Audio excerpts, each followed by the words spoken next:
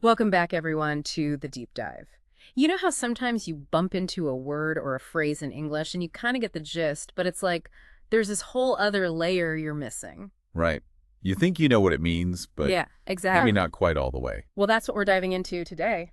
A whole bunch of English words and phrases, those idioms, Mm. slang terms, those tricky phrasal verbs, even just key vocabulary that's good to have in your back pocket. Yeah, and we're not just going to define them. We're going deeper. We're going to look at the subtle meanings, the origins, the history, the little things that help you use them naturally and confidently in different situations. And we're not just working off of one source either for this deep dive. We've got information from etymological dictionaries. We've got observations of how these phrases are used in conversation and in writing, even some cultural references to see how they've popped up in movies and music. So we're kind of like linguistic detectives piecing together the story behind each word and phrase. Exactly. And by the end of this deep dive, you'll not only have a richer vocabulary, but you'll also have a deeper appreciation for the culture and the history embedded in the English language. And most importantly, you'll be able to use these words and phrases like a pro.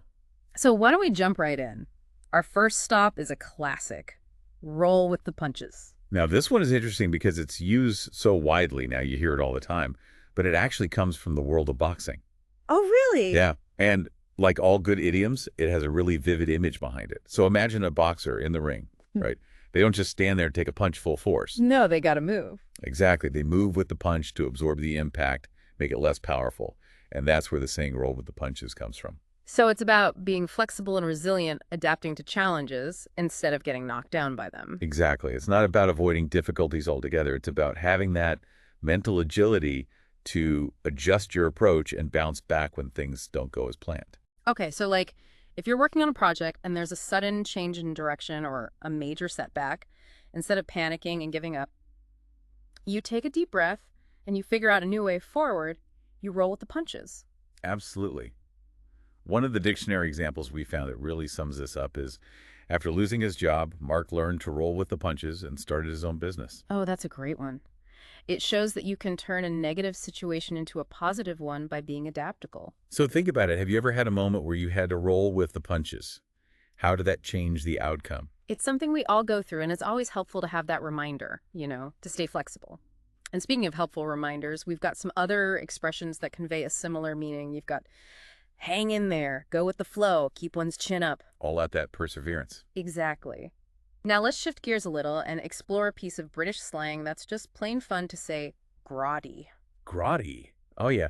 This was great. It's one of those words that just sounds exactly like what it means something unpleasant, unattractive, Yeah. kind of dirty, maybe a bit run down. I can almost picture it just hearing the word. Yeah, and what's cool is that it has a bit of a pop culture connection. If you look back at the 1960s and the British invasion, that's when it really started to become popular. And apparently, even George Harrison from the Beatles used it in the movie A Hard Day's Night. No way. That's awesome. So you're telling me if I'm in London and I walk into a dingy old pub with sticky floors and dim lighting, That's grotty, that's but grotty. definitely grotty. Perfect. I've got it. And there's this great example that really paints the picture.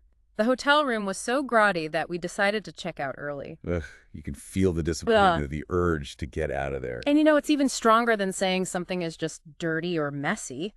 Grotty has that extra layer of unpleasantness. Like you don't just want to clean it, you want to escape. Totally. And just for fun, some other words you might use to capture that same feeling are shabby, dismal, or grungy. All good options, but Yeah. grotty definitely has that special something.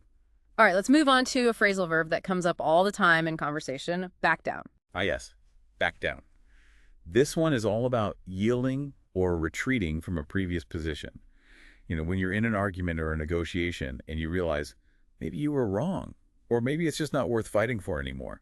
It happens to the best of us. It does, and from what we've seen in linguistic analysis, it's often triggered by pressure or opposition. You hit a wall and you have to reevaluate. Like, for example, the company had to back down from its tough stance after receiving numerous complaints from customers. Exactly. Public pressure forced them to change their position. It's kind of like taking a step back, literally and figuratively. Yeah, that's a great way to remember it. Visualize yourself stepping back from a confrontation. And if you're looking for other ways to say the same thing, you could use withdraw, yield, capitulate. They all imply that same sense of conceding. Now let's switch gears to a more formal word that you might come across in academic or scientific context, hypothetical. This one is all about possibilities, about exploring ideas and scenarios that might not be real or haven't happened yet. So it's about thinking what if. Exactly. And it's used a lot in discussions about potential outcomes, theoretical models, predictions about the future. Okay, so like in a hypothetical world where everyone is honest, how would society function differently? That's a good example. It's a thought experiment, exploring a situation that doesn't actually exist. And it's a great way to stimulate discussion and critical thinking. Right. And the key to remembering this one is to connect it to the word hypothesis. They both share that same root and that sense of something being proposed but not yet proven. And just to add to your vocabulary, you could also use speculative, theoretical, or conjectural, all in a similar way. Now let's dive into another set of expressions starting with shell out. This one's a classic. Shell out. Ooh, yeah. This is when you're spending money, often reluctantly, like you don't really want to, but you have to. Exactly. And the imagery is so vivid, it's like you're physically pulling money out of your shell or your wallet. Yeah, like when you have to pay a big unexpected bill, like after the unexpected car repair, I had to shell out a considerable amount of money from my savings. Oof, I Yeah. feel that one. Right, and it emphasizes that feeling of reluctance, that sense that the money is hard-earned and you'd rather keep it. And the historical context is really interesting, too. The use of shell in this way dates back to the 1800s, where it was used metaphorically to mean giving something over. So it's like you're giving over a precious part of yourself, your hard-earned cash. And there are a bunch of other phrases that convey a similar meaning, pay out, fork out, disperse. Expend. They all have that sense of parting with money, sometimes a little painfully. Yeah. All right, let's move on to a word that describes a whole lot of commotion. Brouhaha.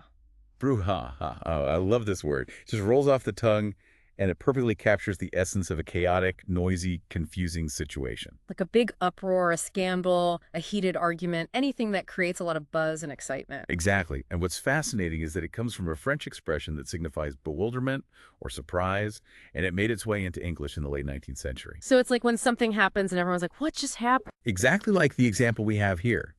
The unexpected announcement of the merger created quite a brouhaha among the employees. Oh, yeah, you can picture the whispers, the rumors, the sudden meetings, everyone trying to figure out what's going on. And a good way to remember it is to imagine a huge crowd, everyone talking loudly over each other, creating a scene of total chaos.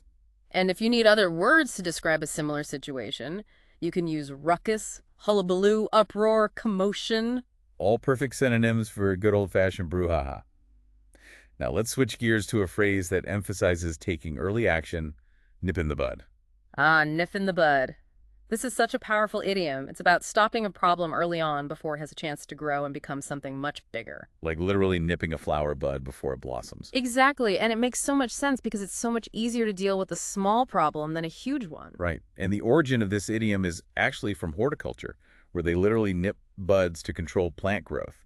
And it's been used metaphorically since the 17th century to describe preventing undesirable situations from developing. So it's about being proactive and recognizing those early warning signs so you can take action before things spiral out of control.